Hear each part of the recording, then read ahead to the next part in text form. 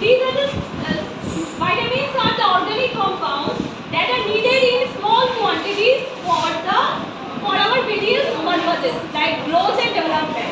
So how many types of vitamins are there? One is how many types of vitamins are there? Vitamin A, vitamin B, vitamin B1, B2. Here you are saying no, B1, B2, B3, B4, B7, B6, B12, vitamin K, then vitamin C, vitamin E. Here I have written C. What are the functions of vitamin K? What are the functions of vitamin K? Vitamin K. What are the functions of vitamin K?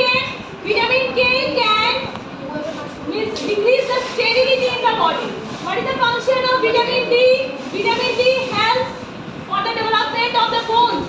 What is the function of vitamin C? Here it is written. See, if you open it, then you can easily understand. What is the function of vitamin C?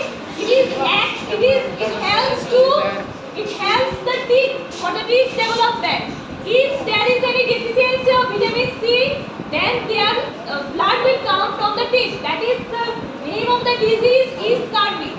So this is a DLM made for the students for understanding the vitamins and their kinds and also their function. Here